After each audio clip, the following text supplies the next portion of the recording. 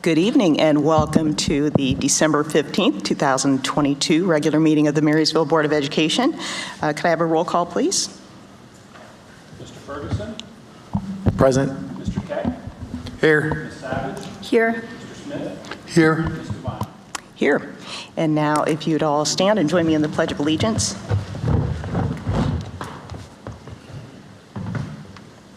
I pledge allegiance to the flag of the United States of America and to the republic for which it stands, one nation under God, indivisible, with liberty and justice for all. Thank you.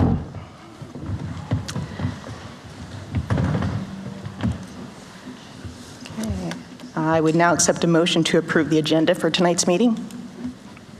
So moved. Motion by Ms. Savage, Second. second by Mr. Keck. Roll call. Ms. Savage? Yes. Mr. Keck? Yes. Mr. Ferguson? Yes. Mr. Smith? Yes. Mr. Vine? Yes, motion carries. And now, first up tonight, we're going to be recognizing our Leadership Academy class of 2022. I believe Jonathan and Ken, you're going to help with this presentation.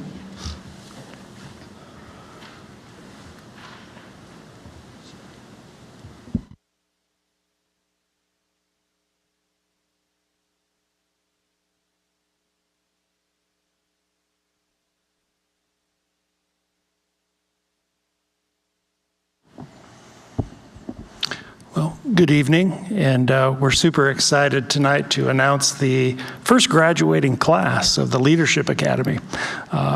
Ken and I were both challenged by Diane to look at and create and design a Leadership Academy experience for our team members in the district. Really, we had to think through a lot, create a vision of what it would be, and it really got down to, learning from each other, developing and creating new leaders in our district. We talked about how leadership doesn't have a title. We talked about leadership attributes and what does it mean to be a leader here in Marysville schools. So it's been a great experience. We've learned so much from each of the future graduates here in a little bit. We had a great time too. Wonderful conversations, interesting insights, special projects that are making an impact now and will make an impact in the future as well. So just a great experience overall. Ken, anything to add? Yeah, sure. Just a couple comments. They were definitely a fun group. We had a lot of fun, and I think that they impressed me a lot with respect to the leadership acumen and the way that they were able to look at decisions when we had scenarios and think about the ripple effect, the residual impact of decisions and things that you would typically only get after you've messed up a few things, quite honestly, in those roles. But they were impressive, and I think the future looks bright. Thank you. So at this time, we would like the Leadership Academy graduates to come on up if you like.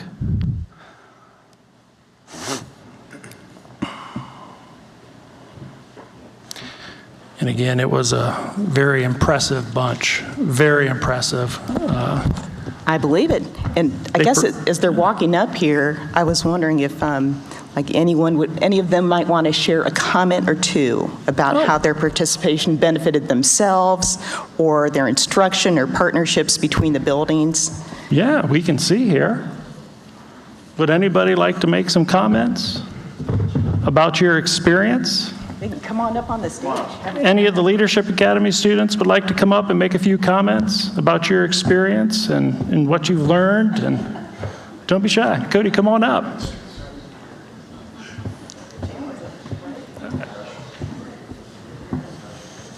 Anybody else? Come on up.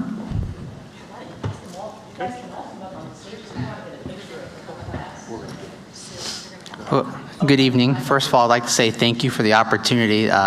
When the application came out first, it was like, what is this? Okay, what's the opportunity here? So I went to Ken and I said, is this something I should sign up for? And he's like, absolutely.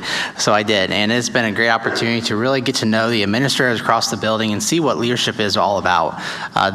It's beyond the title. It really is. There's experiences that we do day in, day out working with kids, and we have awesome kids here. And some of the projects we've done with curriculum, I worked with the transportation office to do a project, And it's just some really neat things going on in this district. And it's a great opportunity here to really showcase the neat things that we're doing here. So thank you.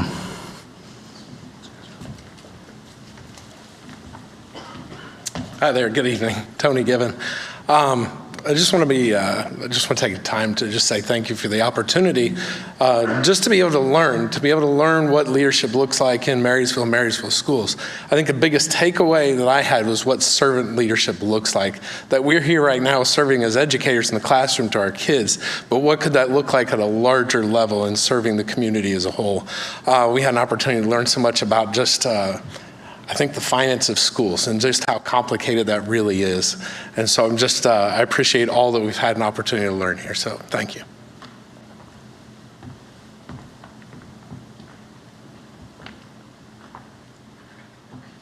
Anybody else?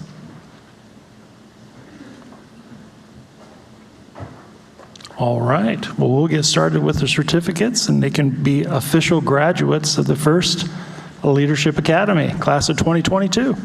So first up, we have Mitchell Augenstein.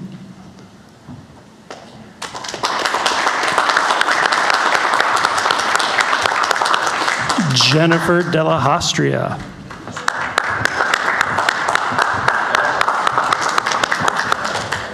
Lauren Devine.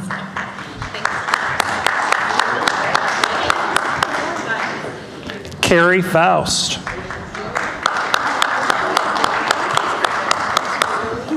Anthony Given.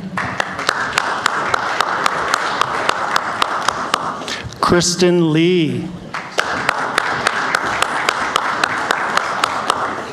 Andrea Markman. Cody McLean. Beth Ann Moret. Lisa Nemeth. David Odenweller. Jared Weiss. Brenna White. And Cassie St. John, who could not be here this evening. So again, a very impressive group of educators and leaders in our district. And thank you so much for all that you did over this last year as a part of the first Leadership Academy. So congratulations.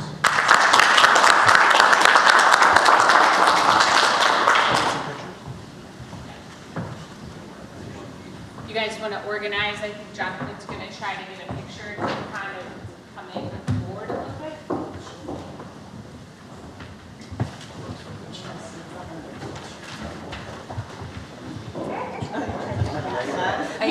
No, I just wanted to be by you.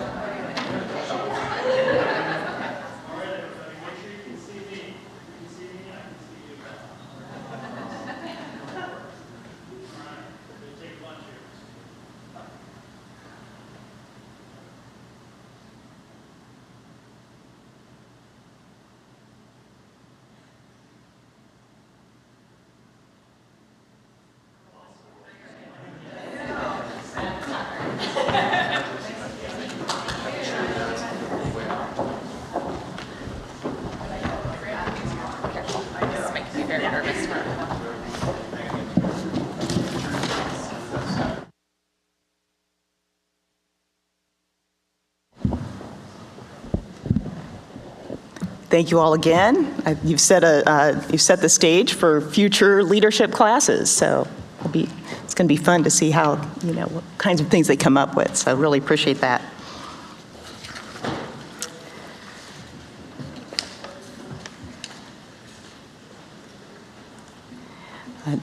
Next, we are going to be recognizing an Employee of the Month. So I would accept a motion to approve Tracy Zoldak, Bunsold Middle School Classroom Aide, as our Classified Employee of the Month. So moved. Motion by Mr. Smith. Second. Second by Mr. Keck. Diane. I do not see Tracy here, but it'd be my pleasure to go ahead and read the comments from her peers and why she was nominated for this award. Tracy serves as an aide at Bunzel Middle School. Tracy does what others don't want to do or sometimes can't. She works with those kids that are a little bit hard, and she shows them love and care and really connects with them. She's one of the people you want in your classroom all the time. She has been physically punched, kicked, slapped so many times, and she just continues to show care and love for them. She builds relationships with students that others don't, and it's truly admirable. She's an amazing asset to our building and is a true team player. She is constantly helping in a variety of classrooms, taking students to the sensory room, covering lunchroom duties, and dealing with the challenging behavior issues that occur. She does a great job working with students, and all students know she truly cares about them. She has the ability to do this while also holding students accountable and ensuring they get work done. She's a wonderful person and makes each day better at Bunzel. So congratulations to Tracy.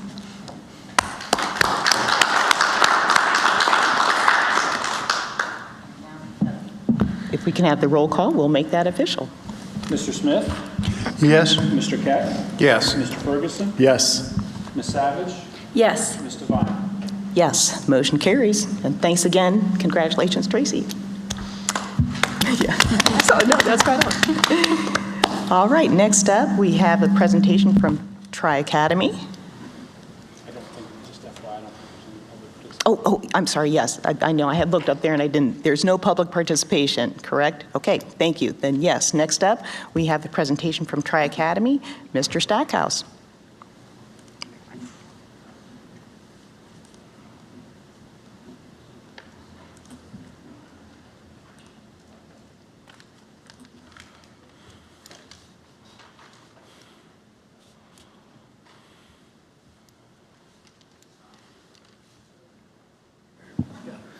All right. Thank you guys for having me tonight. I'm excited to talk about Tri-Academy. So I'm Scott Stackhouse, principal Tri-Academy. This is my second year there. And I feel blessed to be working at Tri-Academy. This year we started the school year with 55 amazing students. 30 of those students were returning to us and 25 students were new.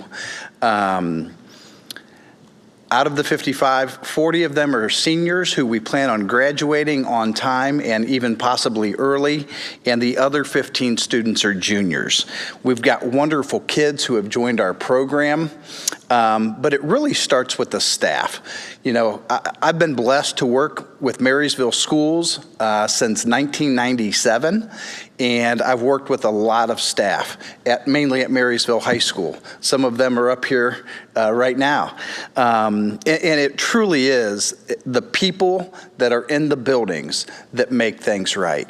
There's 6 staff members at Tri-Academy, and from the time the kids walk in, they know that they are cared about. We talk about our Tri-family. They are very welcoming. They are very forgiving. They are there because they care. And that's what makes Tri-Academy a special place. Go ahead and go to the next slide. I want to talk a little bit about our path. Really, Tri-Academy has not been around very long. In 2017, our district furthered their commitment to personalized learning by providing tailored, relevant instructions for students who are struggling to earn credits towards graduation and who may need more individualized attention. That's why Tri-Academy was created. The district was really looking into personalizing education for all students. These students matter.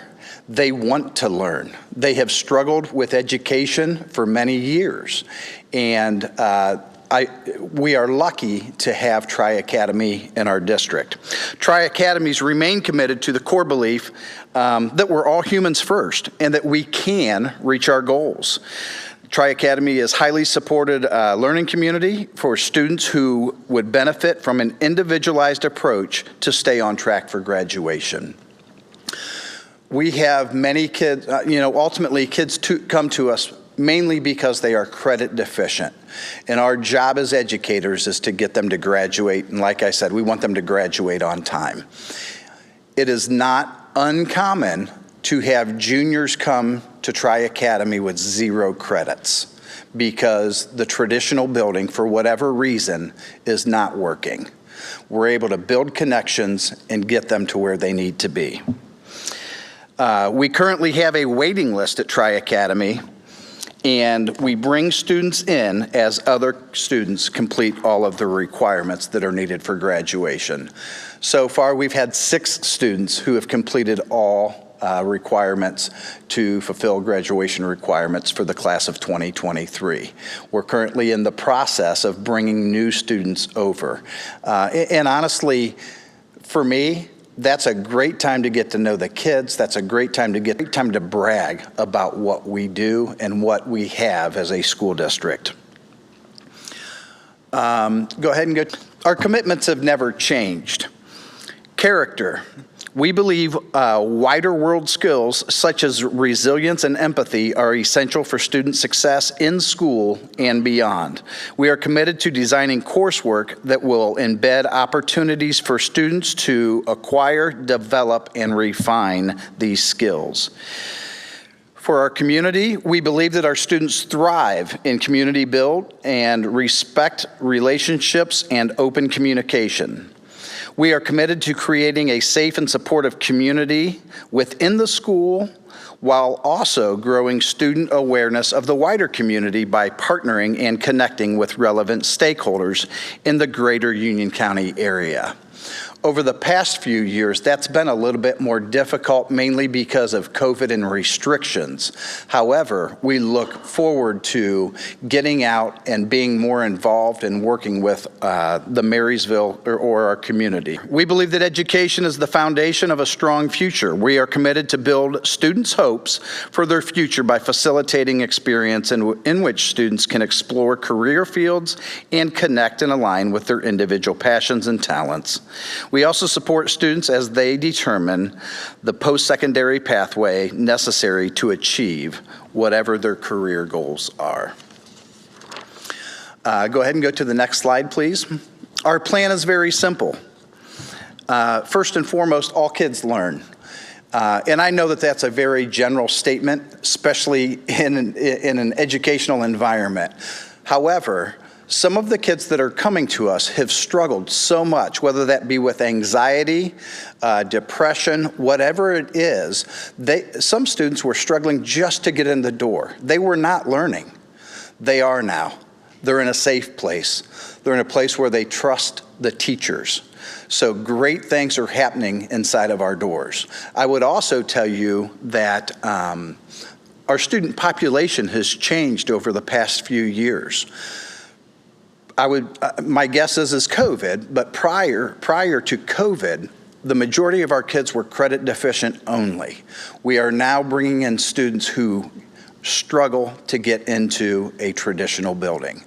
Their abilities are incredible. Their talents are incredible. Our goal is to get them in the building, get them to do their work, and help them down whatever pathway they want. All kids graduate. Graduation requirements have changed with the class of 2023. Previously, students needed 21 credits from the school, and then they needed to earn 18 points on state testing. That's changed a little bit. Marysville still requires those 21 credits to graduate. Once that they earn those 21 credits, there's also 2 other things that they need to do. They need to earn competency scores of 684 in ELA 2 and Algebra 1 in state testing. They're still required to take all of the tests. They have to earn a 684 in ELA 2 and Algebra 1. And then they also must earn 2 SEALs. And there are a variety of ways that students can earn their SEALs. I believe that you guys have a copy of what we use at Tri-Academy when we talk to students and families about ways for them to graduate. We have very open discussions. We come back to this frequently. Kids could tell you on the regular basis how many credits they need to graduate. They could tell you how many SEALs they have. They could tell you how many SEALs they still need to earn. They could tell you what SEALs they plan on earning in order to fulfill those requirements. Our kids are very educated with what they need to do to graduate. Lastly, on our plan, we want to make sure that all of our kids have a post-graduation plan. We polled our students at the very beginning of the school year to find out what their plans were post-graduation. Of our 55 kids, nearly half of them did not have a graduation plan. So it is our job to work with our students, to work with our families, to make sure that our students will have a graduation plan, post-graduation, sorry. Again, you guys should have been shared a document that each student will have, and we will create what their vision is once that they complete graduation, what their plans are. We've been fortunate and have brought in some outside agencies to talk to our students. We've brought in people from the military to talk to our students. At the very beginning of the year, we had 0 students interested in the military. We brought in a local recruiter. We have 5 kids who are now interested in the military. They were able to answer some questions. Now, I don't know if that's where they will go post-graduation, but they've learned. They now see an avenue. That is one thing that they have the opportunity to do. So I guess to wrap things up, we are really, really excited about where we are this year. We're really excited about the opportunities in front of our students. We're really, really excited about getting our kids out into the community so that they can plan what they want to do after they graduate. That's all I have for you. Thank you guys very much for listening. Does anyone have any questions? Thank you, Mr. Stackhouse. Any questions? Okay. So I know that at the traditional high school and also at the early college high school, there's been some talk about kind of doing reach out to understand where our graduates are 5 years down the road. Is there also a plan for our Tri-Academy students to kind of do a reach out and touch base with them where they are 5 years from now? That is one of our goals, and I did not put that in tonight's agenda, but yes, we are working on a plan. So, and honestly, for a multitude of reasons, we really want to see where our students are going and where they are being successful. Have they ultimately, do they stay down the course that they planned on, or are they switching paths, and why? So we are working on that as we speak. I know that you've had some community groups come in, not just to speak, but I think they've worked out something where they can help your students get their driver's licenses. Is that something that's going on, or maybe I misunderstood what they were doing? I'm not aware of what you're referring to, so that may be a different building or a different program, but okay. We don't have anyone coming in to work specifically with helping our students get, we talk to kids and we try to educate, and there are other agencies that come in, but nothing specific to that, and I use that as an example. Some of the courts are involved and they want to help kids get, you know, whether that's the license and that sort of thing, or some counseling agencies, they want to help. There's a lot of agencies within Marysville who are in the buildings working with kids, and that is a topic. You know, ultimately we want to make sure that kids are successful, and a lot of times it's easier to be successful if you have a mode of transportation, but there's nothing, there's not a specific organization that's coming in just for that. Okay, I must have misunderstood. Sorry. Okay, no, that's okay. Any other questions? Yeah, Scott, I know that in the past, you've had, I think at the beginning of the week, you've had a town hall meeting. Could you tell me a little bit about where that is at this point, please? Yeah, absolutely. So we call that Tri-Town Hall, and we do. We have that every Monday, and so we have a morning session and an afternoon session. So we do it with both sessions, and we actually share a lot of information when it comes to Tri-Town Hall. It's really, to me, it would be similar to announcements in a traditional building. We don't do announcements every single day, but we do our announcements once a week. You know, so it may be things that are going on within the school, opportunities that are out there for kids, but that's also where we are embedding some of our habits of mind. You know, so we talk about our family. We talk about how we work together. We talk a lot about respect. We have our habits of mind. Each month, we really hone in on a specific habit. You know, so we are embedding that within Tri-Town Hall. It's also an opportunity for kids to ask questions. If kids would like to see change within our building, it gives them a time to voice their opinions and talk to us. And it's been really good. It does not go on deaf ears. We have changed what we have done within our building based off of student input. So really, it's a time for us to get together just to talk about what is going on, upcoming events, but it also gives that opportunity for kids to ask questions, and if they don't like something, sometimes they just want to know why, and that helps out, you know. So it's a great way for us just to communicate with kids as well.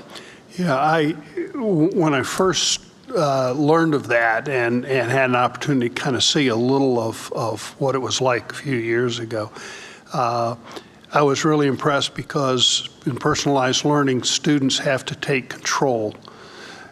They have to feel that they are responsible for their own education. And I saw this as a great avenue to create the dialogue that would allow them to feel that they had some control, whereas in other buildings and other circumstances, they may have felt like that, you know, everything was happening to them and they had few or no options. So yeah, thank you. And that's exactly what that's one of the purposes of Tri-Town Hall. It's been wonderful. Could you tell us what your biggest challenge or the students' biggest challenge is once they get to Tri-Academy, and is there any way we can help with that?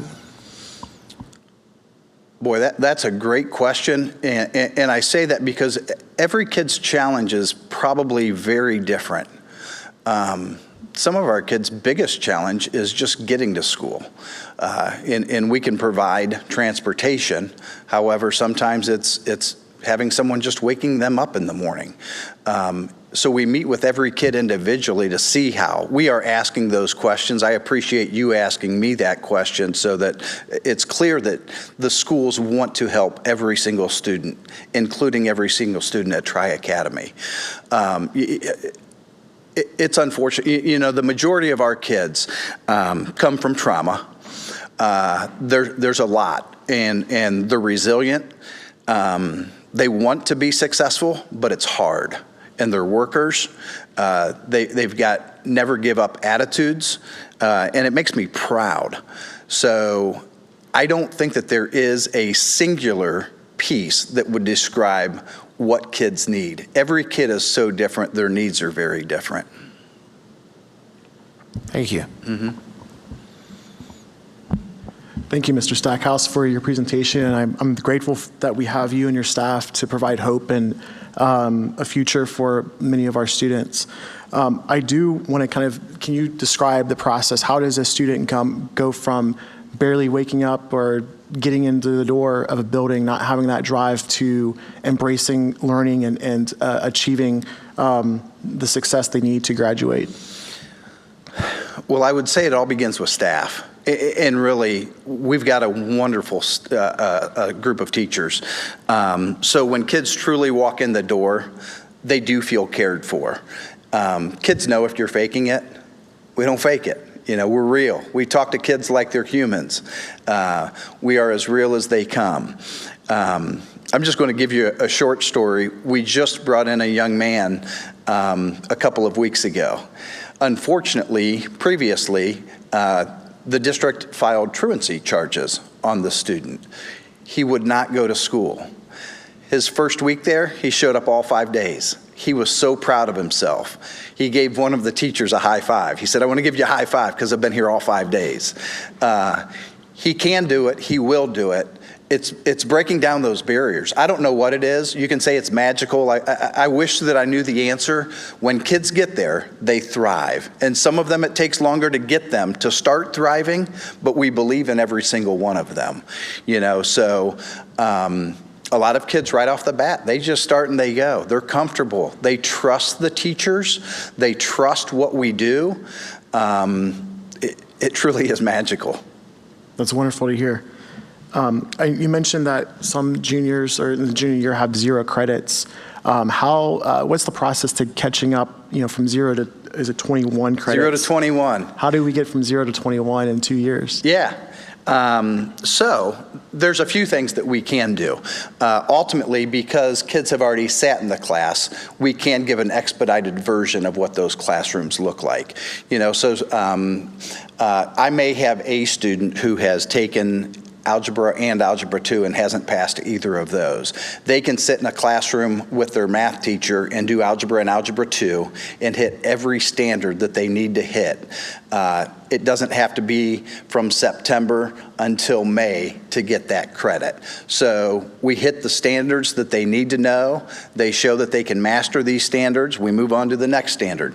Once that they've mastered all of the standards for Algebra 1, they earn that credit. And then we celebrate like crazy. And the kids love it, you know. So we're ringing bells. You would think that over at that building is going to be the loudest, but it's not. It's going to be us because we're celebrating all the successes that the kids are having.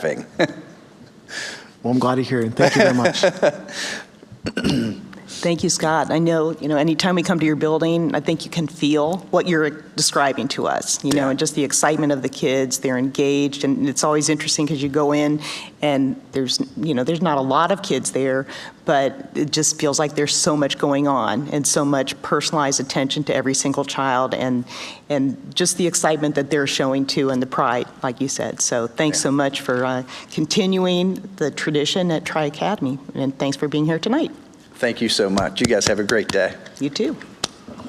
Let's see, we are now to our reports, and I believe Mr. Cox sent us his High Point report. He said there really wasn't a big report, but he was there last night and just commented on the fact that the building renovation is about 98% done. They had an open house on December 4th, and their student applications for next year are way up. And he had an excellent meal from the culinary arts students. So that was his report. As always, reach out to him if you have any questions. Now we are to our superintendent's report. Ms. Allen.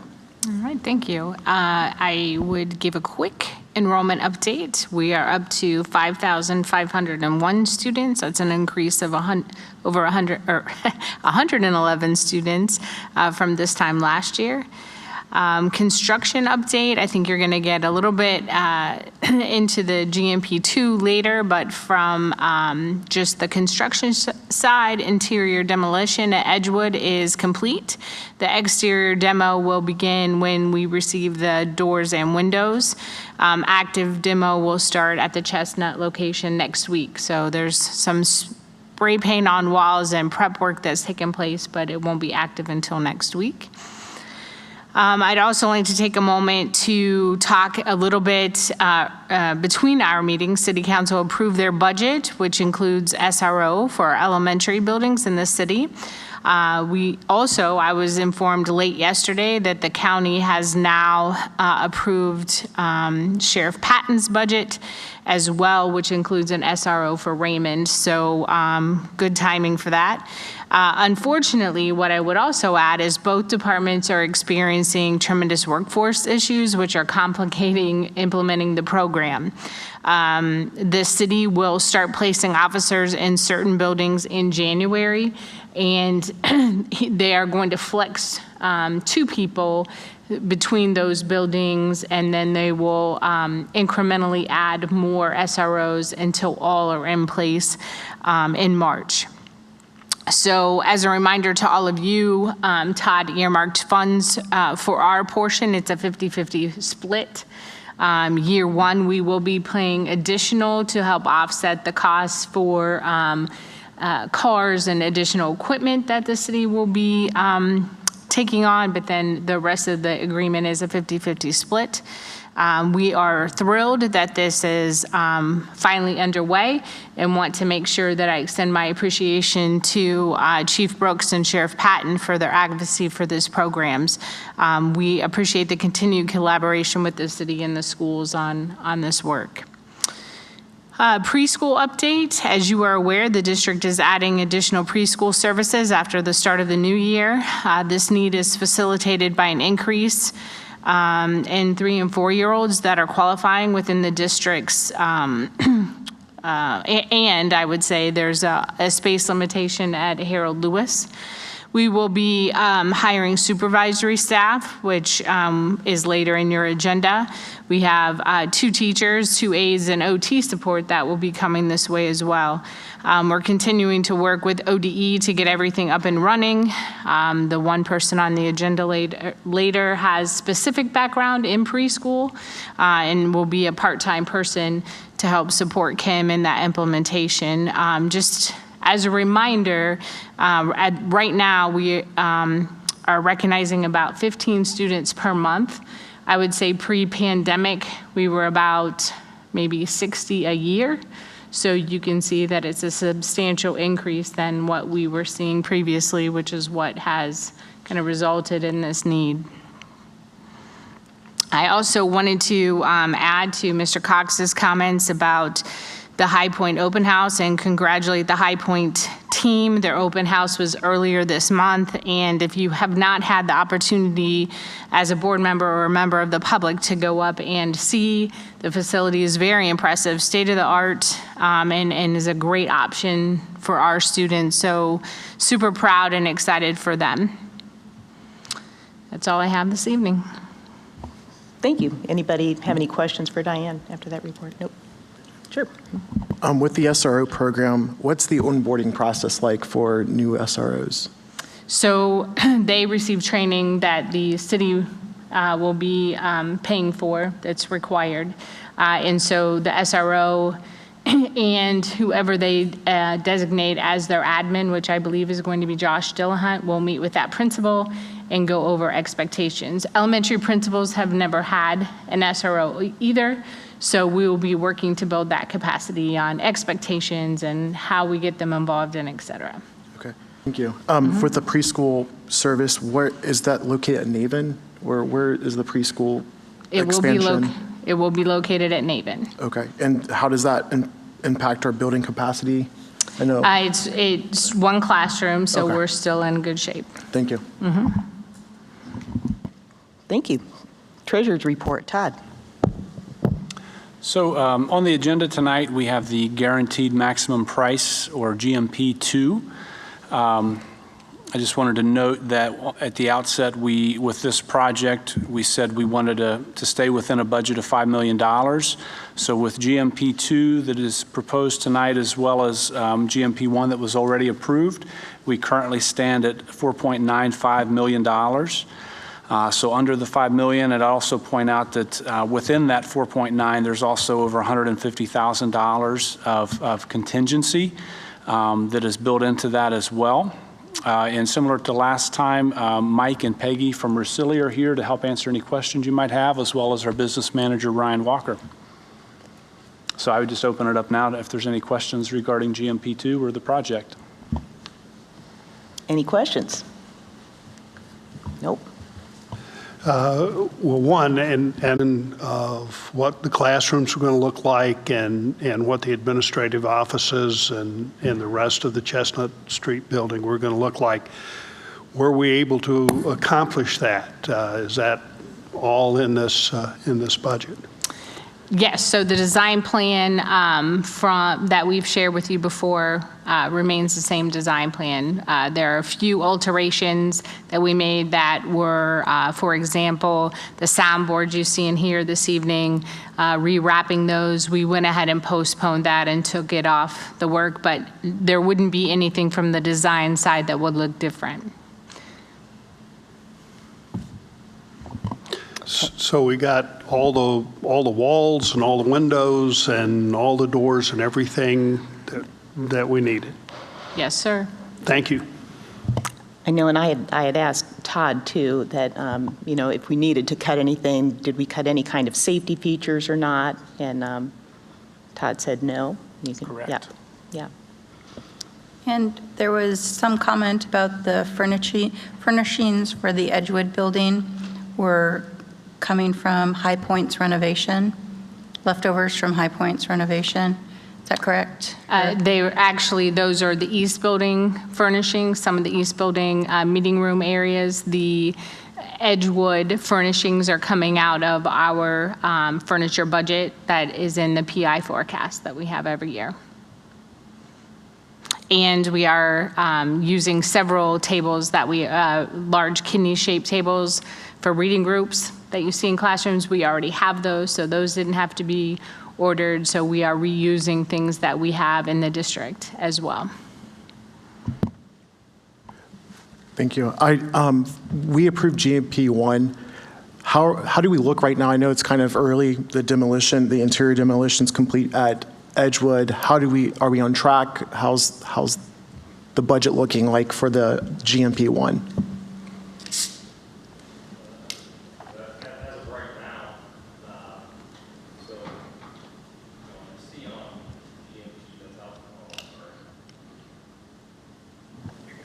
Sorry, is that better? Yes, thank you. Okay. So I would say overall, entire project, looking at GMP1 and what would be GMP2, I know we're very pleased with where the numbers came in, just given the market and kind of some of the items we discussed previously when we were at this board meeting. So we got a lot of sub buy-in and partnership that allowed us to be under budget. And so when we look at GMP1 and where we're at, really the major impact that we've been able to capture in GMP2 is that identified bulletin 1 and 2 cost, which you see on the estimate. And that stems from permit comments that come from Union County. That's not items that were missed or not designed. It's, basically your local authority that provides comments once you submit those for permit. So overall, Peggy's on the ops side, so I can kind of let her give you what she's seeing in the field. But overall, from what we have seen with the sub numbers and what we have, I'm very pleased with what we received. Yeah, as far as getting started with the demolition, we have gotten most all the demolition done over at Edgewood, and we're not finding too many surprises, a couple of things, but we're able to handle them. Over at East, we're just getting started on that. We are scheduled to start, I think it's the next week that we've gone in there and done some cut, cap, and make safe kind of things, and we're pushing that so that we can move forward with that. Gotten all of our temporary partitions up so that we can keep the construction separated from Tri-Academy and other things that are going on in that building. So, but as far as how that ferrets with the budget, we're right in there and not finding any big surprises. So. And Todd, Todd kind of alluded to it as well. When you look at both GMPs combined, there is $147,000 of contingency that we've allocated for some unforeseens and anything that may come up. So again, I feel like we're very well positioned and we're excited to kind of get started at East. Is there we haven't done demolition yet at the central building or the East, or the interior demolition. Is there any concern for finding a surprise while you're doing the interior demolition there? At this point, with Peggy's involvement, familiarity with the building and working with the project team, we're pretty comfortable with the scope that's been identified. And it's hard to stand here and say, is there going to be something behind that wall until we demo it? But from our initial kind of inspections, we're comfortable with that as well. And the contingency that's listed here should cover anything that could be could be discovered, or is there a risk that we would have to raise the budget if something is discovered while you're the interior demolition of East? I wish I had a crystal ball that could give you a 100% guarantee, but I can tell you with the contingency that we have and the conversations that we've had with the entire project team, I think everybody has a clear, definitive answer on what the goal and the scope of the project is. And once we get through the demolition, that's where a lot of your risk kind of tailors off, because what we're putting back, we know where the walls are going, we know where the casework's going, the finishes. So anytime we can get out of demo and not tap into some of those contingency dollars, it bodes very well for the project. And again, this isn't anything like major, large scale that we've identified, this area could be a huge risk. We have not tagged that or identified anything of that nature. I just know tonight is the guaranteed maximum price for the complete project, so that's why I'm looking for those guarantees. So thank you. Absolutely. Thank you both for being here tonight, too. So, and you feel like timeline is probably too early to really talk about that, but we'll be excited to see how things progress. So thanks for being here. Appreciate you. Absolutely. We're happy to be here. We're happy to get started, and obviously we appreciate the opportunity. Great. All right. If I could just ask you one question. I've been asked this question a little bit. Is there any benefit from the front community and school space that we have designed? Is there a benefit from taking that out of the project right now and thinking about doing it later? Are you referencing the civic engagement Yeah. So from our standpoint, and again, I hate to use the crystal ball analogy, I don't think waiting benefits any project or any of our clients currently, because with what we see on the horizon with the introduction of Intel, the work that's going on at Honda, we're challenged with labor shortages that are outside of what we're dealing with lead times and materials. So I think if you were to push that off, it would probably cost you more money down the road. And we've already reduced some of that scope from the design development phase to where we've landed at GMP. And I don't think you're going to generate savings that's going to move the needle. And it's going to be more cost effective to do all of that now. We're going to have to do all the MEP now regardless. So you're really looking at, finishes. So if that answers your question, I think it's in everyone's best interest to get started as soon as you can. Perfect. Thank you. Yep.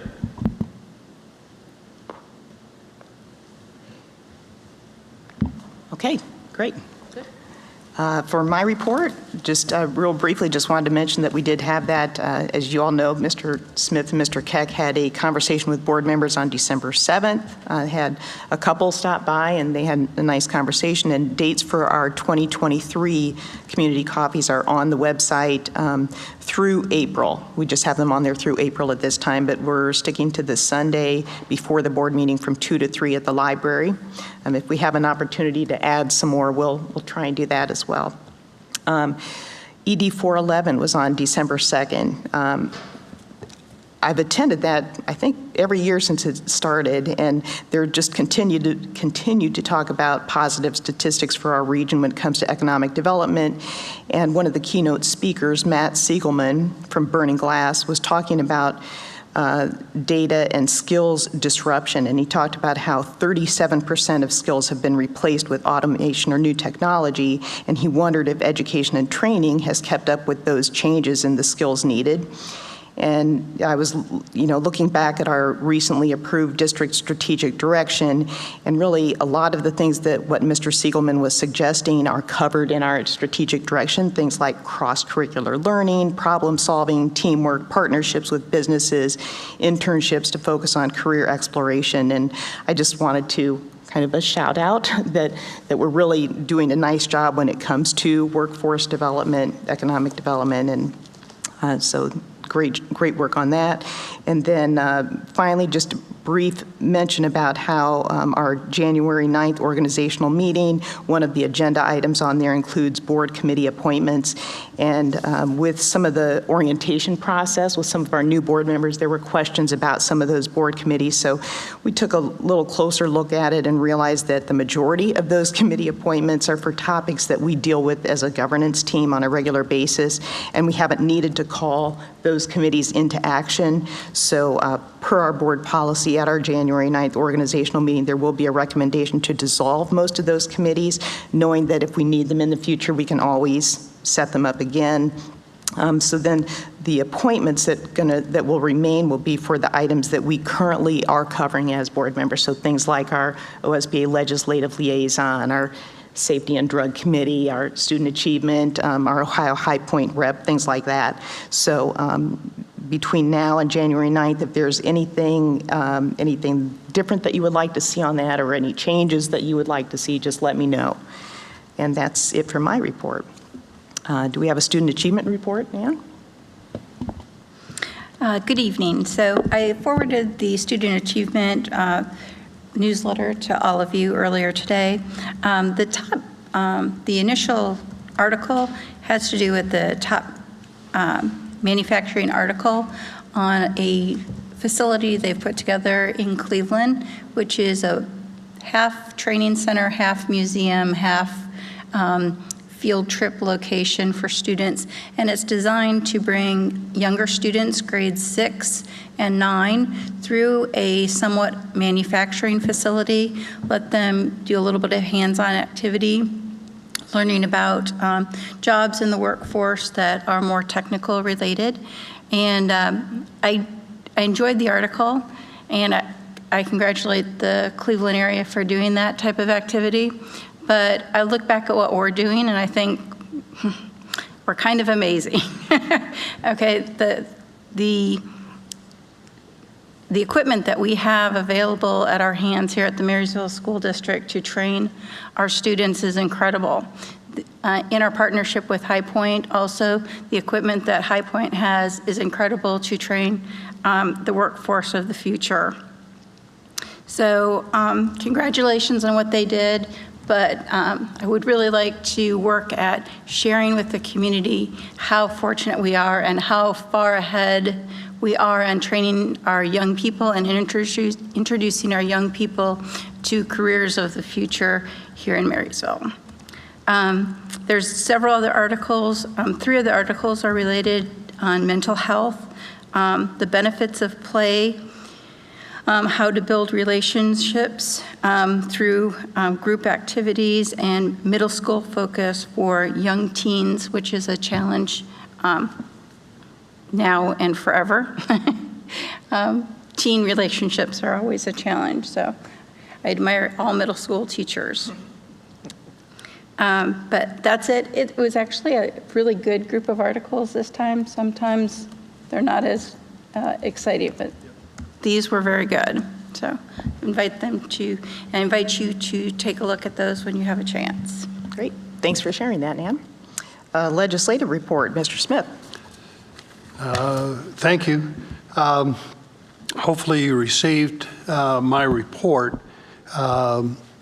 Tomorrow, Senator Brenner, who is the chair of the Senate Primary and Secondary Education Committee, is going to visit the Early College High School in Naven. He's been given the opportunity to invite other senators on his committee, including our own senator, Senator Reineke, to come and visit our district. Our superintendent's going to have a presentation at the beginning, and then our board president has agreed to come and help cover the tour of the building and hopefully answer some questions for our visitors.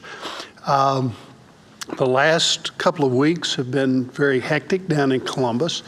It's been challenging for the legislators, and I think it's also been challenging for groups and organizations that wanted to make their voices heard. But this afternoon, we received an update on some of the things that were kind of last minute. There was some ESSER appropriation dollars that the state has released.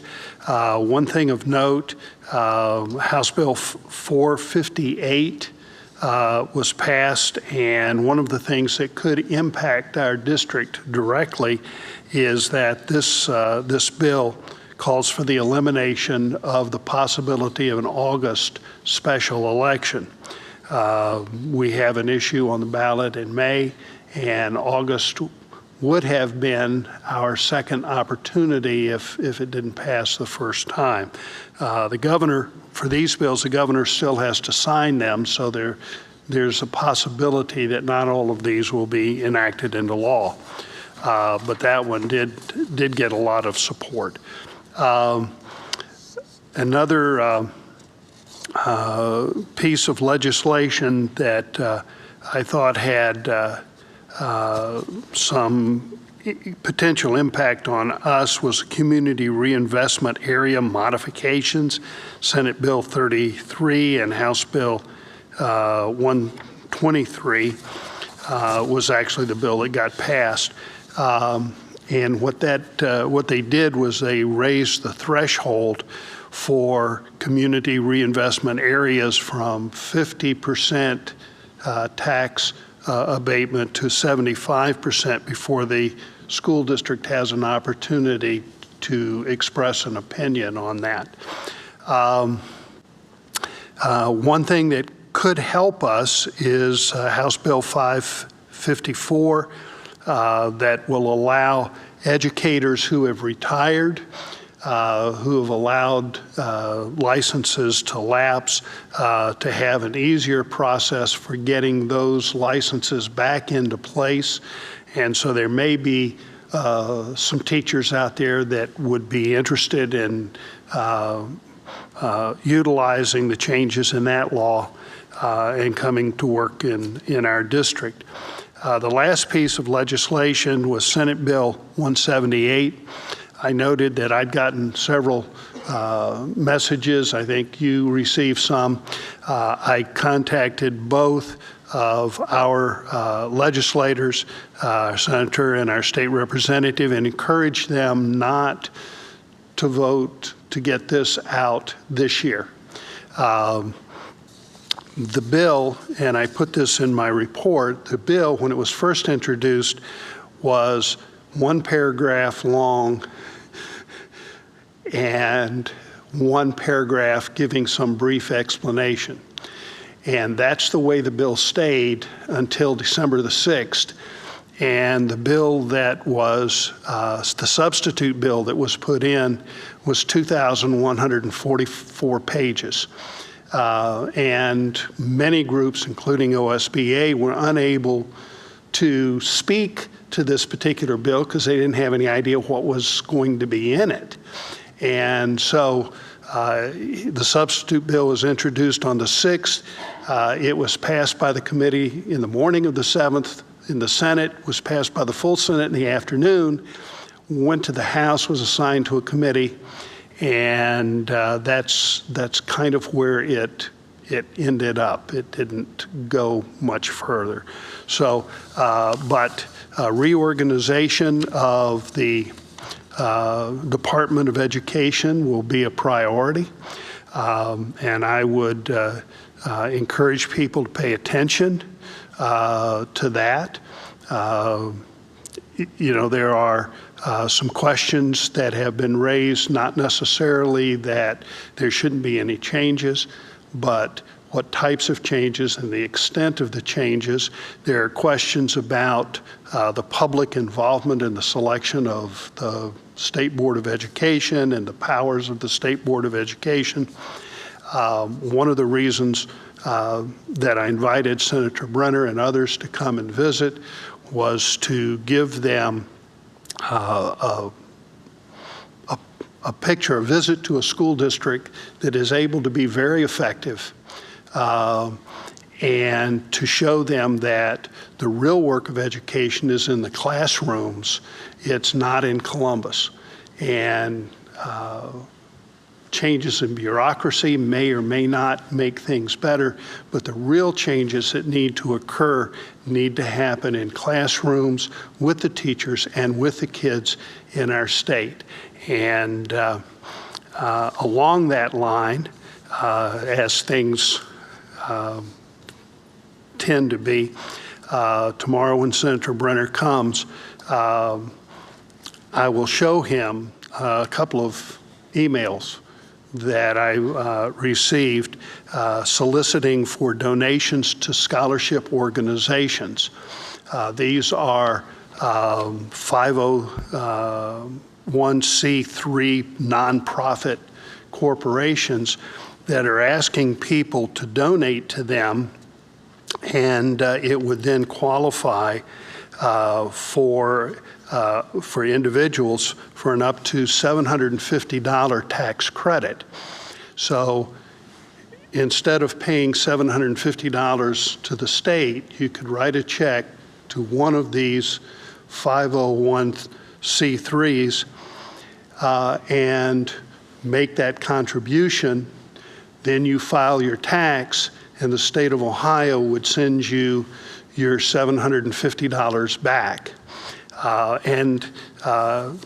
Along with vouchers and other things that are being proposed in our state, this constitutes, from my perspective, another drain on tax dollars that are going into private hands. The arguments that you're helping parents provide their education, these donations don't require that you even have children. One is from up in the Cleveland area, the other one's down in Dayton. My wife and I could make contributions and take advantage of this and essentially get reimbursed for our generosity by the state of Ohio with dollars that could be used for public education. So we'll try to carry that message to the senator tomorrow morning. That's my report. Thank you, Mr. Smith. Any questions or comments? No. Thanks. We'll look forward to that visit tomorrow, won't we? Okay, next we have the Safety and Drug Committee report. Mr. Ferguson. Thank you. The Drug-Free Coalition, we met on Tuesday, December 13th. There's a new slate of board officers for the coalition ratified, and Thomas Holdren was elected vice chair, so I want to say congratulations to him and for stepping up to that. Union County Prosecutor David Phillips presented a donation to the coalition for education efforts. These monies were from, when drug dealers are caught and whatever those assets are that are seized, they have the ability to donate and use those funds for education, for drug prevention efforts. So also a good friend of mine, Eric Sowers, he's a veteran of the U.S. Army, a doctoral student at the Ohio State University of College Social Work. He gave a presentation to the coalition on challenges of veterans, the civilian transition, moral injury. If you read the Columbus Dispatch, he was on the front page during the Veteran Day era journalism, and so he talked about moral injury and mental health concerns that some veterans may experience that can lead to substance abuse. So that was a good presentation. The Safe and Sound Coalition is going to be soliciting pledges to drive sober at the Mary on Main event. Well, not drive sober at the event, but they're going to be soliciting these pledges at the Mary on Main event from 2 to 5 p.m. on December 22nd. So that's going to be a good, Mary on Main is going to be a good event for families to attend with their kids, and also pledge to drive sober during the holiday season.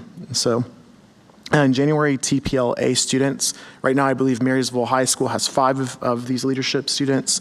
They're going to circulate a survey among their peers, kind of gauging the access and attitudes regarding vaping and alcohol. So that's something that will be happening in our district.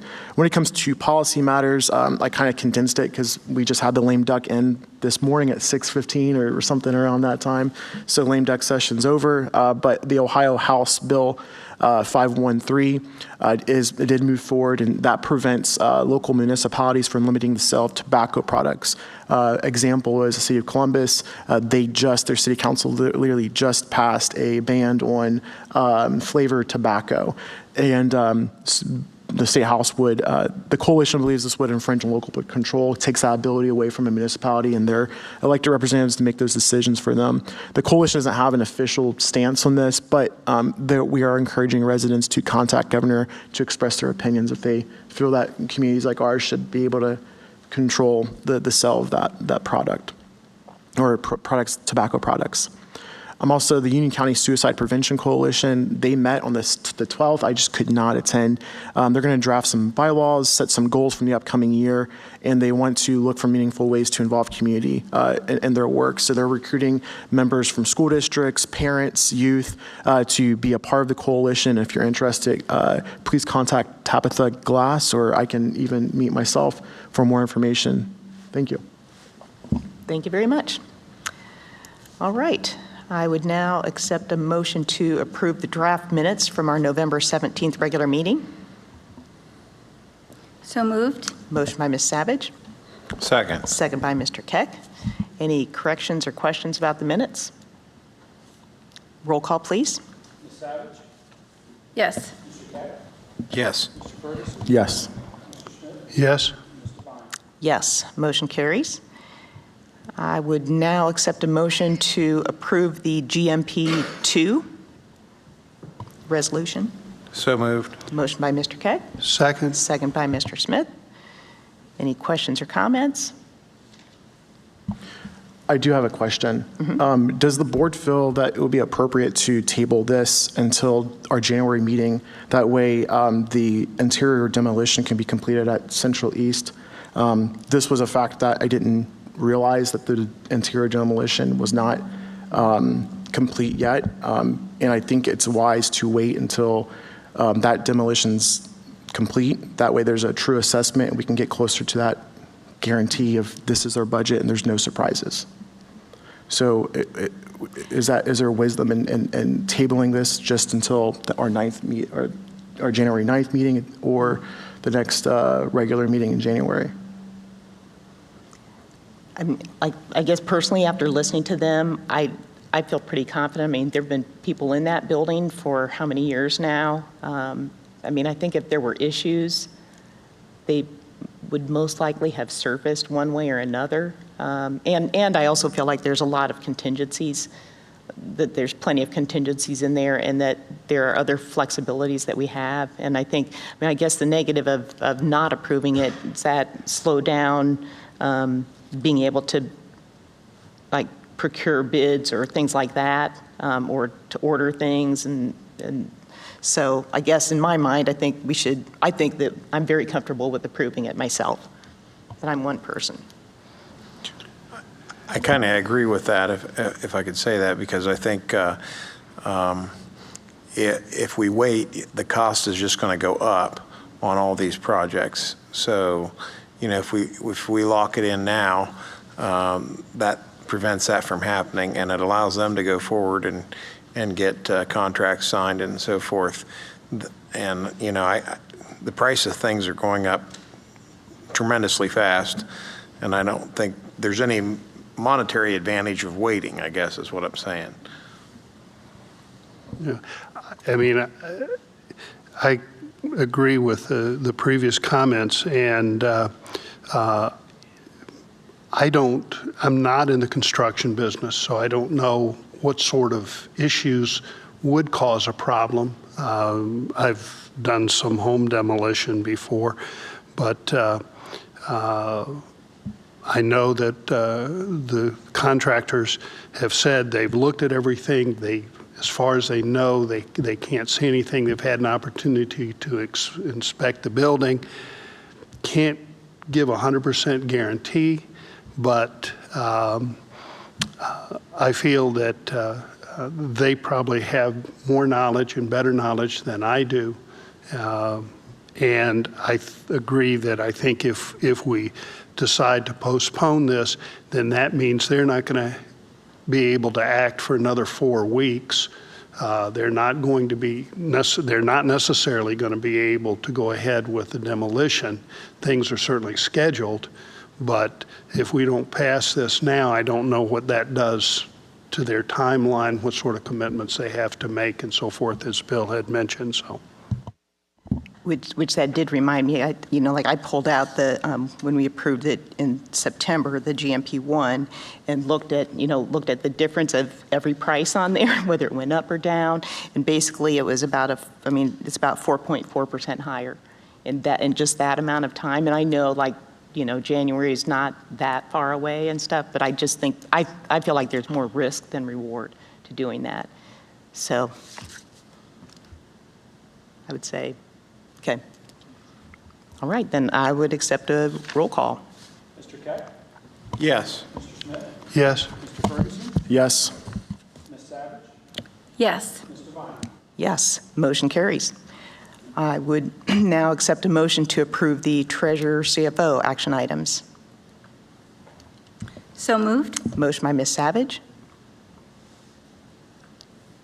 Second. second by Mr. Keck. Todd, anything you want to point out?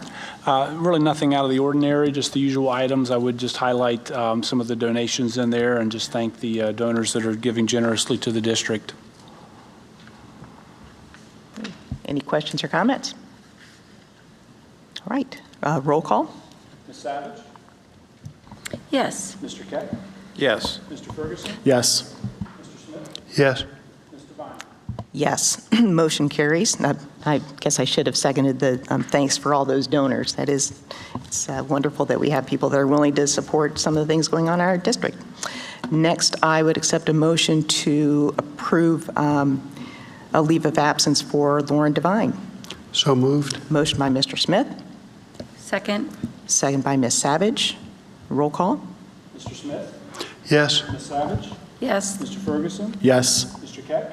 Yes. Mr. Vine? Abstain, and motion carries. And finally, I would accept a motion to approve the superintendent items. So moved. Motion by Ms. Savage, Second. second by Mr. Keck. Ms. Allen, any comments? Pretty much the regular items in my area. There are 3 things I would like to note. First of all, a couple of you contacted me about potentially moving Linda Prohl off the agenda. We cannot do that. That is her choice to retire. But we certainly want to thank her for 22 amazing years and the connection she's made for families and kids and staff members, and the list goes on and on. So we wish her well and appreciate her service to our community. Also, both high school course description books are included, and there are 2 policies on. Those are 1 read only due to it's just an address change. Nothing changed, but since our office changed, we need to change the location of our hearing officer. So that's it. Okay, great. And I would just point out we have another early graduate, so I just think it's nice to make that comment. Congratulations to the early graduate. Okay, are there any other questions or comments? No, I'm glad to see that Global Scholars diploma. I'm a champion for that. Yes. That's an amazing program, amazing opportunity for kids, and we have 3 educators that are willing to put in the extra work, and really appreciate their efforts in the behalf of the kids. Okay, great. All right, roll call. Ms. Savage? Yes. Mr. Keck? Yes. Mr. Ferguson? Yes. Mr. Smith? Yes. Mr. Vine? Yes, motion carries. And now, comments and questions from the board. We'll start with you, Mr. Smith.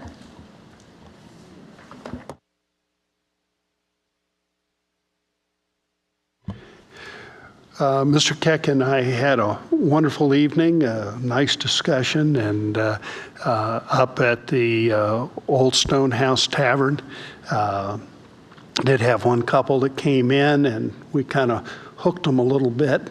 Had a chance to talk to them, but Bill was able to share some information, as I said in the report, about upcoming levy and answer a few questions, and they seemed very supportive. So it was a good evening. I want to point out a couple of things that were in the reports to us from the elementary, intermediate, middle school, and high school buildings. At Raymond Elementary, Ms. Dara has been working on some work in terms of remediation with kids and making sure that it's effective. And as a part of that, they're modeling some teaching to parents so that the parents can see what the teachers are doing, how the teachers are introducing things, kind of language that the teachers are using, so that the parents might be in a better position, a little more knowledgeable about how to work with their son or daughter. Creekview had a couple of breakfasts, one on inviting veterans in, was a wonderful event, I know. And at the high school, I've always been amazed for all the years I was connected with the high school, how generous the high school students are in trying to help fellow students and help families in our community. And they're creating a food pantry within MHS that would be established by students that will be able to be accessed by students in our schools. And they're working on ways to try to make that as positive an experience, how to make it convenient, and how to try to provide at least some confidentiality so that students are able to come get the things that they need and be able to have a better home situation, a better personal situation in terms of their food security. As much as we enjoy as a nation in a time of giving and celebration, it's important to look at and recognize that our students see people in need, that they see people that are hurting, and that they're taking very positive personal steps to try to address that in ways that they can. And it's been a hallmark of our students and our high school buildings over the last 50 years. Thank you. Mr. Keck? Yeah, I just wanted to say I got an opportunity to observe the choir concert, and it was unbelievable, just unbelievable Saturday night. And if you missed that, I don't think there's a finer entertainment anywhere in the state of Ohio that night. That was really great.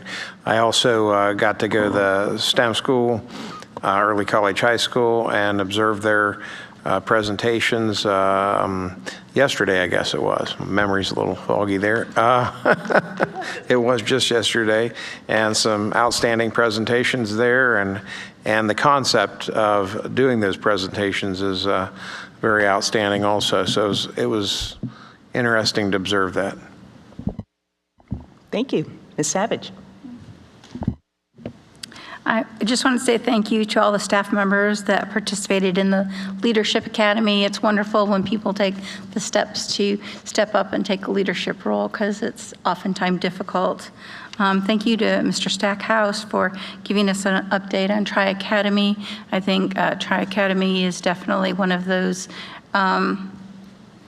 very special creations in Marysville that not everybody knows about, but that group of kids, along with the teachers, they form a family, and I think it builds their own support within that educational system. So I wanted to say thank you to both of them. Thank you. Mr. Ferguson? I'm just going to keep it short. Merry Christmas and Happy New Year to all of our staff and students. Thank you. Thank you. Todd? Diane? The only thing I would add is every single building in this school district is involved in some kind of community service project right now, and there's nothing more powerful than to watch kids give back. I had the opportunity to see the FFA kids put together the food pantry and watch kids collect names off the giving tree in the elementary schools. And you talk about a boost in your own self-confidence and feeling like you're making a difference for others. So pretty great stuff happening in this district, but besides the teaching and learning, you know, it's just another layer of great stuff. Thank you. I just wanted to also talk a little bit about the redistricting project and the STEM Solutions Day at the Early College High School, just how they're just great examples of our business partnerships, authentic, relevant learning experiences, practice in presenting to an audience of peers and adults. And, you know, a couple of the business people who were there yesterday were just saying, wow, I wish I would have had an opportunity like this when I was going to school. You know, a couple of them said, I wasn't a very good student, but this is fun, you know, and you really learn when it's a real life problem. And I saw a couple of presentations where the people from the businesses I believe are going to be taking some of these solutions back and running them past their coworkers, and so that's really exciting. And I can't imagine how excited those students must feel to know that they've really helped a business in our community. And then for the redistricting activity, that was a great collaboration between some ninth grade advanced geometry students and a humanities class of upperclassmen, and they worked together to come up with some other solutions for the redistricting issues that we've had in the state of Ohio. And it was nice because Representative Russo, who sits on that committee, came to watch the presentations, and she was so impressed, and the kids were excited to be able to meet her. Our own state representative was there too. So, you know, I think a couple of kids have some interest in politics after doing that. So again, it's those relevant real-life experiences. I want to congratulate all of our extra and co-curricular teams. I saw that choir concert. It was amazing, and been to a couple basketball games. They're doing great things out there. Tomorrow, NAVEN is hosting their Holidays Around the World event from 10 a.m. to 3 p.m. It's a first-time event, so if you've got some time, stop in there. And then finally, I really just want to thank our staff, because I know right now it has been incredibly challenging with viruses going around, whether it's students not there, staff members not there, kids of staff members, and, you know, trying to figure out how to juggle all of those kinds of things. And then also our board office staff. You know, there's been a lot of upheaval. They've had to move, and, you know, you're in different office space, and it's not easy. And I know that our staff steps up to the challenge, and we really, really appreciate all of them. So just wanted them to know that. And then finally, to wish everybody a joyful and blessed holiday season.